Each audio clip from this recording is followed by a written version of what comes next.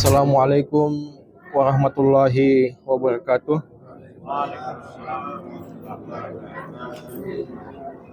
Alhamdulillah, alhamdulillahi rabbil alamin.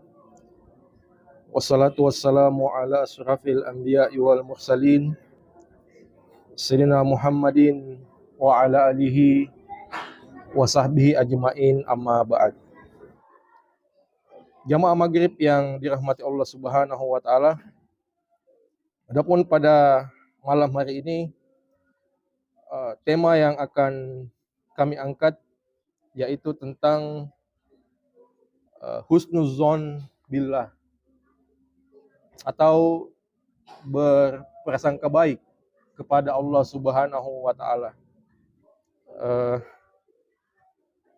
Adapun yang kami ambil tentang husnuzon billah ini sebenarnya adalah rangkaian-rangkaian pengajian yang kami ikuti, baik itu kami ikuti secara langsung atau yang kami ikuti melalui sosial media. Jadi mungkin kalau ada kesalahan-kesalahan, kalau ada kekeliruan, nanti bisa disampaikan. Baiklah Bapak-bapak jamaah maghrib yang dirahmati Allah Subhanahu wa taala, mengenai husnuzon billah ini atau berprasangka baik kepada Allah Subhanahu wa taala, Allah Subhanahu wa taala sendiri berfirman melalui hadis qudsi. Dalam hadis qudsi Allah Subhanahu wa taala berfirman yang artinya, aku sesuai prasangka hamba-Ku kepadaku. Jika prasangka itu baik, maka kebaikan baginya. Dan apabila prasangka itu buruk, maka keburukan baginya. Jadi dari hadis qudsi ini bisa kita menyimpulkan bahwa husnuzon billah ini atau berprasangka baik kepada Allah Subhanahu wa taala ini adalah salah satu fondasi yang penting dalam Islam. Karena tadi disampaikan bahwa Allah Subhanahu wa taala berfirman, ketika prasangka hamba itu baik kepada Allah, maka itu baik baginya. Tapi ketika prasangka hamba itu buruk, maka itu keburukan baginya.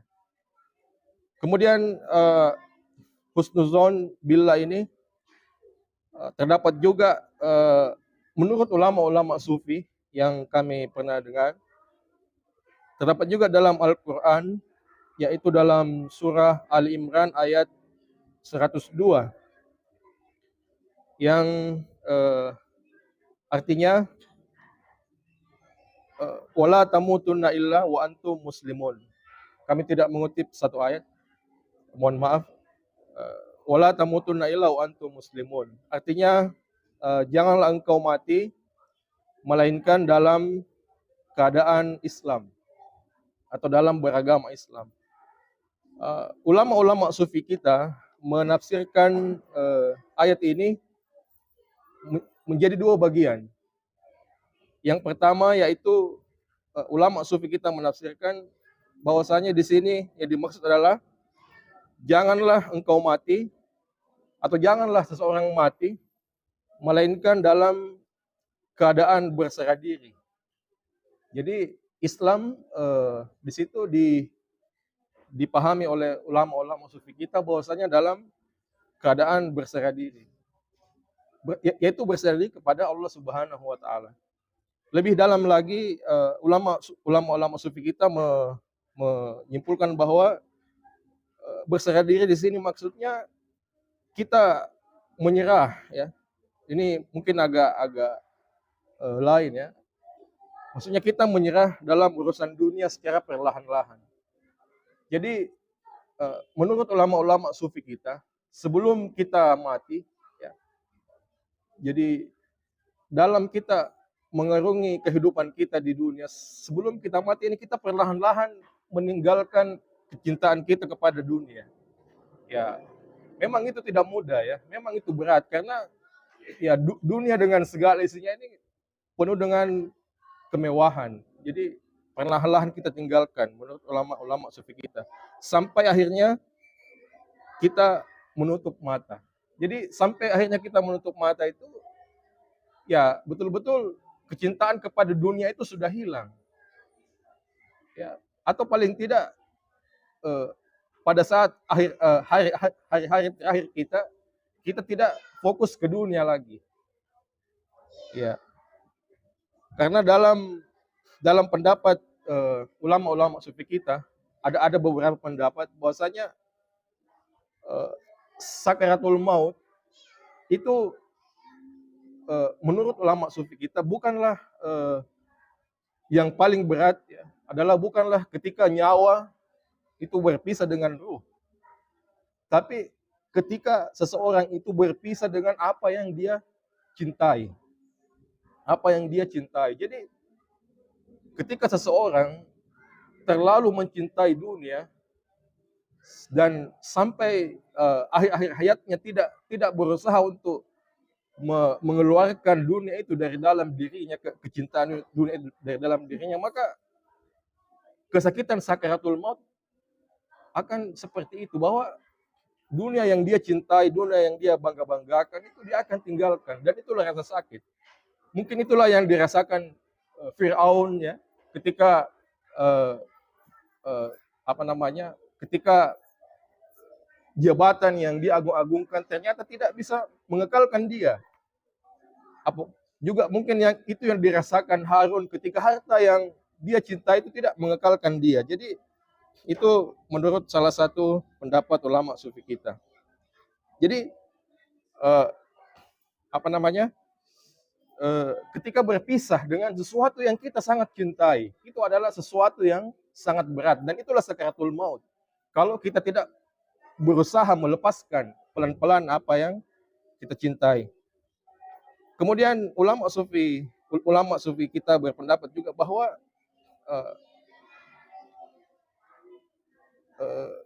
maka kalau begitu cintailah yang abadi.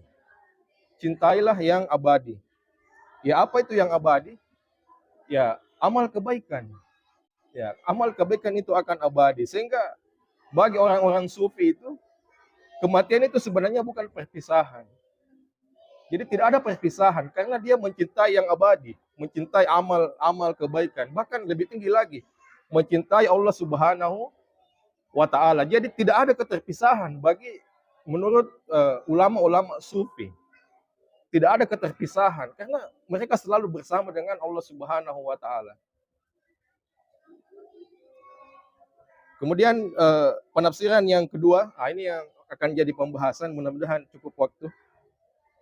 Selain tadi kita mengurangi kecintaan kita kepada dunia, wala tamutunna illa wa antum muslimun, ini juga ditafsirkan oleh ulama sufi kita bahwasanya semakin hari, semakin kita bertambah usia, semakin waktu kita sedikit, kita cintai, kita kurangi buruk sangka kita kepada Allah Subhanahu wa taala. Ya, karena disadari atau tidak, kita banyak berburuk sangka kepada Allah Subhanahu wa taala. Ya, mungkin pada saat kita senang, ya kita tidak mengalami barangkali, ya, tapi pada saat kita sedih, pada saat kita susah, pada saat harapan tidak sesuai dengan kenyataan, kemudian buruk sangka itu akan muncul, akan sulit untuk kita hindari. Kemudian termasuk takdir yang buruk, ya. Ya, karena menurut pemahaman ulama-ulama sufi kita bahwasanya tidak ada di dunia ini yang buruk, ya. Tidak ada di dunia ini yang buruk, termasuk pun takdir, ya. Ketika ada ulama membagi bahwa ada takdir baik dan ada takdir buruk, ya menurut ulama sufi kita sebenarnya tidak ada takdir buruk. Hanya karena pandangan kita melihat itu buruk sehingga kita mengatakan itu buruk. Padahal sesungguhnya menurut ulama-ulama sufi kita segala sesuatu yang Allah Subhanahu wa taala ciptakan itu adalah semuanya baik, tidak ada yang buruk, tidak ada yang sia-sia. Sebagaimana Allah Subhanahu wa taala berfirman dalam surah Al-Baqarah ayat 191, Allah Subhanahu wa taala berfirman, "Rabbana ma khalaqta hadza batila." Bahwasanya Allah tidak menciptakan segala sesuatu yang batil, sesuatu yang buruk, tidak ada Allah ciptakan. Semua yang diciptakan oleh Allah Subhanahu wa taala itu semua baik. Kemudian dalam surah Al-Kahfi Allah Subhanahu wa taala berfirman ayat 49, "Wala yazlimu rabbuka ahada." Wala yazlimu rabbuka ahada. Bahwasanya Allah Subhanahu wa taala tidak menzolimi. Tidak menzolimi terhadap apapun, terhadap siapapun. Jadi tidak ada kezaliman yang dilakukan oleh Allah Subhanahu wa taala. Hanya saja kita mungkin melihat itu sebagai sesuatu yang buruk karena kita memakai kacamata kita. Inilah saya kira salah satu fokus dari tasawuf, ya. Bagaimana melihat hal itu dengan sifat-sifat Allah, bukan melihat dengan melihat dengan kacamata kita. Oke, ada 3 tamsil yang digambarkan oleh ulama-ulama sufi kita ini tentang husnuzon. Bagaimana kita berprasangka baik kepada Allah Subhanahu wa taala. Yang pertama, ulama sufi kita memberikan contoh. Misalnya seperti ini. Ketika bapak, ya, ketika siapa saja misalnya, kita biasa diantar oleh orang tua kita ke sekolah misalnya, ke satu tempat. Kemudian pulang dari tempat itu kita akan dijemput melalui suatu jalan. Coba kita bayangkan pada suatu hari kita dijemput oleh orang tua kita dari satu tempat. Kemudian pada saat kita kembali ke rumah, orang tua kita itu tidak melewati jalan yang selalu kita lewati, tapi melewati jalan yang baru, yang tidak pernah kita lewati sebelumnya. Yang mungkin jalan itu gelap atau bagaimana, sehingga kita khawatir, ya. Tentu sebagai anak yang normal, ya, melihat sesuatu yang baru, selama bertahun-tahun ibu saya melalui jalan ini, kenapa hari ini tidak lewat sini? Kenapa melalui jalan yang lain? Tentu si anak ini akan curiga, akan ragu, atau mungkin akan panik. Ya, mungkin saya mau dibawa kemana sama saya punya ibu ini. Inilah menurut ulama sufi kita ini bentuk daripada berburuk sangka kepada Allah Subhanahu wa taala. Bahwasanya ulama sufi kita mengatakan tidak mungkin ibu ini secara alamiah mau mencelakakan si anak, ya. Tidak mungkin. Ya. Hanya saja anak ini berpikiran bahwa kenapa lewat jalan lain, sehingga berpikiran negatif. Jadi ibu ini melewati jalan lain, mungkin jalan itu lebih pintas, mungkin jalan itu lebih sehingga mudah dilewati. Tapi si anak ini mengukur dengan logika. Oh, ini jalan tidak pernah saya dapat, tidak pernah saya temui. Jadi itulah perumpamaan ulama sufi kita tentang husnuzon ini. Bahwasanya kita melihat apa yang Allah lakukan kepada kita itu dengan logika kita. Sementara Allah Subhanahu wa taala melakukan semua itu dengan rasa cintanya. Dalam salah satu hadis dikatakan bahwasanya kasih sayang Allah Subhanahu wa taala itu melebihi kasih sayang ibu kepada hambanya. Jadi logika kita jangan kita pakai untuk mengukur kecintaan Allah Subhanahu wa taala kepada kita.